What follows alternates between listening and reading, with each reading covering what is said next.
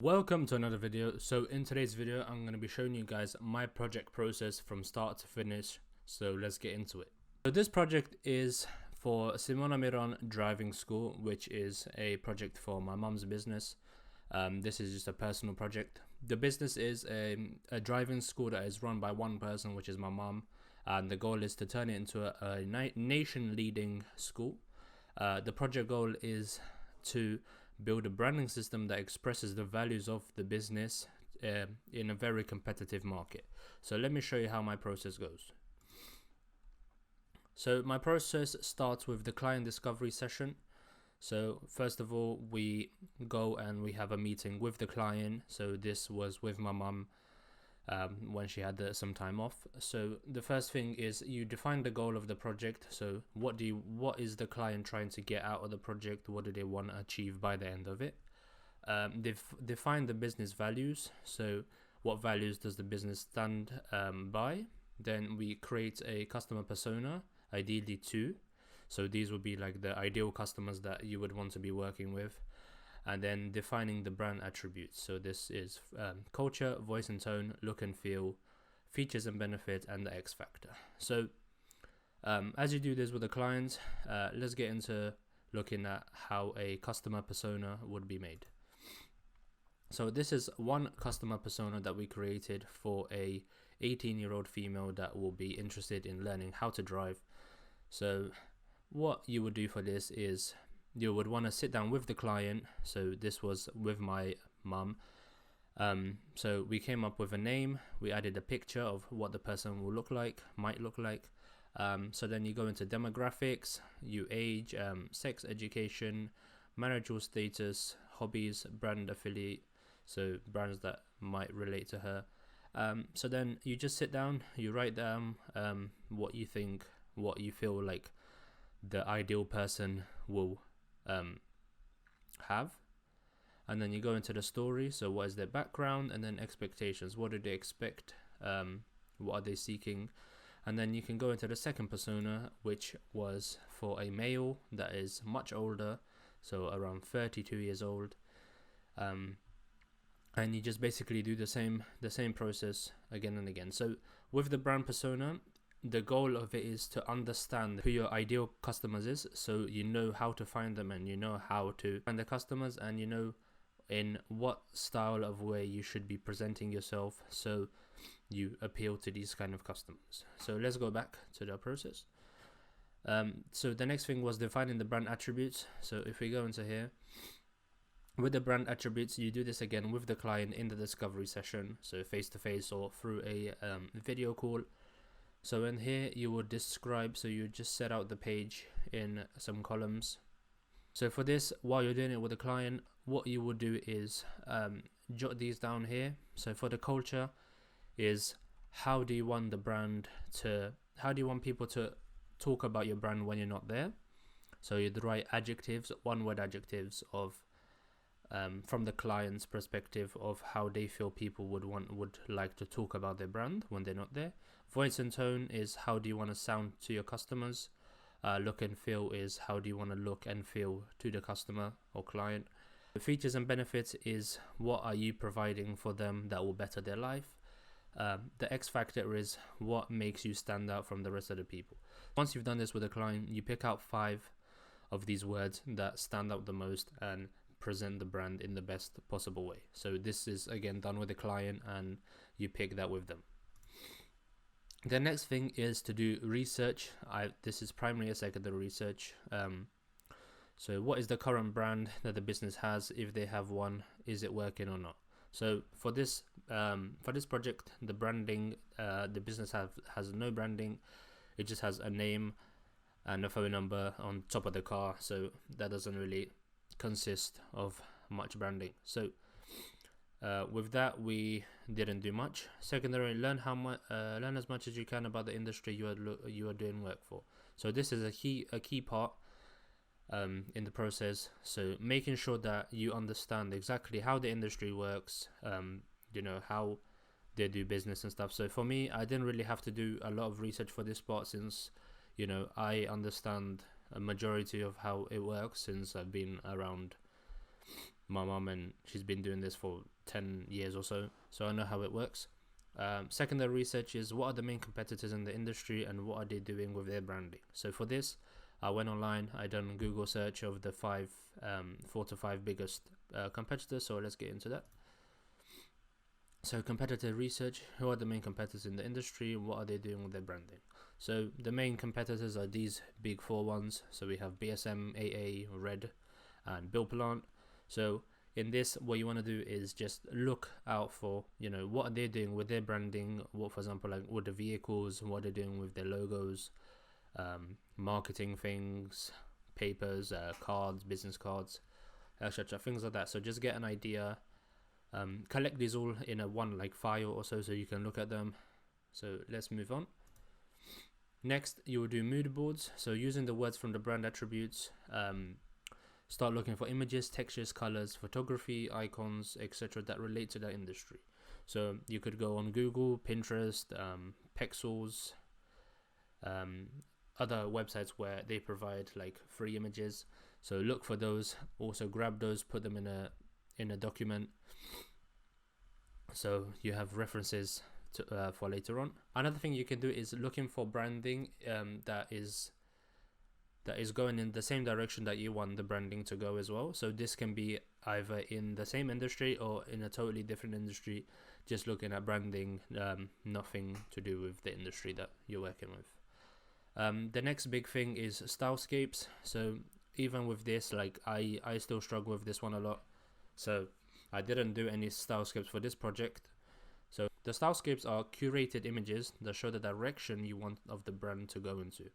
It's not the same as a mood board because all the assets needs to coexist with each other and show the same style of direction. So what I mean by this is everything that you put together in a stylescape should be showing a design direction of the business and the project.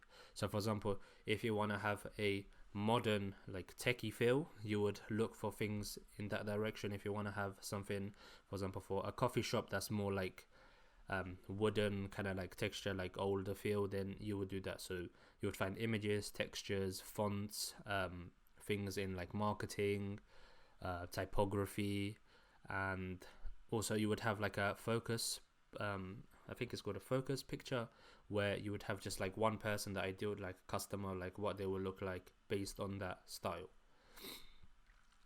Okay, so moving on, we have so once you've done all the research, the mood boards, stylescapes, if you've done that as well, then we go into the sketching.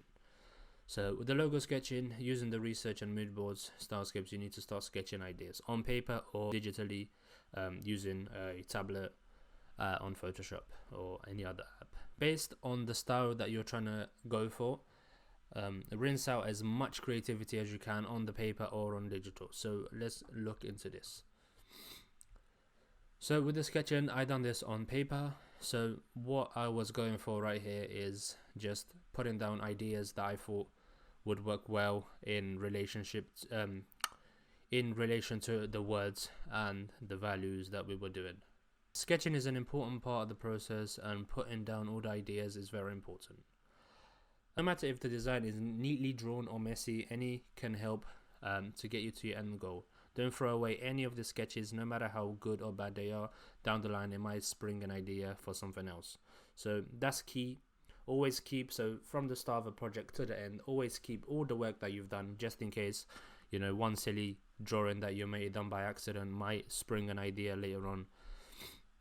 So once you have finished all of that and you've gotten a good idea of what you want to do, then I would suggest that you take that sketch and you would refine it. So as you can see over here, I created the same sort of sketch, but using using a ruler and some guidelines to make it all nice and straight. So once you have completed that, then we move on to creating your logo in Illustrator. So take your best work, scan it in or photograph it to import into Illustrator. So you can do this either with a physical scanner, or you can use an app. You take a picture of it, it scans, and you import into Illustrator. So with this part, you can use grids or guides to help you create a balanced and symmetrical logo if that's the style that you want. So depending on the style that you do, so for me, I want to focus on creating more like symmetrical logos, balanced things. So yeah, let's get into that. So using the sketches that you created, go over them with in Illustrator, with using the shapes tool, shape builder, pen tool, whatever you want to do. So when it came to working on the symbol, so how did I get to this point? So I wanted to focus on expressing that relationship part of the values that we discussed with the client. The main part of this was for the business to build strong relationships with the client or the customer, so that they're at work and therefore have happy clients.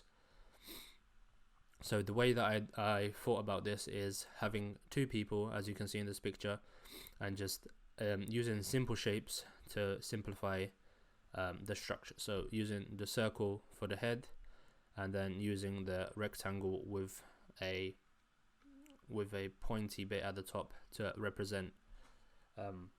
So I use the rectangle to represent the body. The reason I created this like diagonal line is to show like upward momentum. So with the business and how you are doing the teaching, what you want to do is you want to start from the person doesn't know anything to the person being able to drive and carefully and confidently. So that was the idea behind that. So yeah, this eventually was the final icon that I created, but as you can see here with icon exploration, I done a few different ideas based on that, and then we also looked into the font exploration. So the reason I chose this font by Azo Sans, these are all the names of the different fonts here. So the reason I chose this one because it's bold, it's easy to understand, and it suits the overall direction of the brand of being a bit like playful in a way, but also being professional and showing that they know what they're doing. So the next part of the process is using the logo on mockups. So the reason that you want to be using a mockup is that it narrows the imagination for the client. So what I mean by this is that if you just throw a logo on the screen, black and white, for the client, they are not able to 100% visualize that in the real life scenarios. So what you want to do is use relevant mockups for that industry to to show what their logo and their branding will look like in a real life scenario. So let me show you a few of those. Before we get into that, these are some websites where you can get some mockups. I would say that there are a lot of free mockups that you can use, but if you want to show really good work and be able to stand out more, I would suggest that you buy some mockups. This is just a good investment overall, like in the long term, because you're not going to be using the same mockups as everyone else, and this will make you just stand out more. So let's get into this. So with the mockups, so as I said before, it narrows down the imagination of for the client, using relevant mockups. So for this one, as this is a driving school, I chose to do mockups of vinyl decals or stickers that you would put on the car to represent the brand, as it's in use. So what I wanted to do is I added a name, and then also using the icon, I created this like pattern that would be able to be used on the car.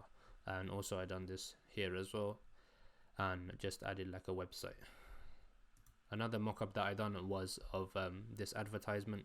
So on the bus right here, learn from the experts with over 25 years of experience. So something to show the client that this is something that you can show the client if they wanted marketing and all these other branding things. So the last part of the process is the presentation. So present your work to the client or online if it's a personal project like this one. So using social media platforms to get feedback and improve. So let's see how we would do that. So once you have finished creating everything, you need to present your work to your client or online if this is a personal project. So when presenting, show variations of the design and also try to create something like a pattern with a part of the logo. Over here, I've done a presentation of the logo.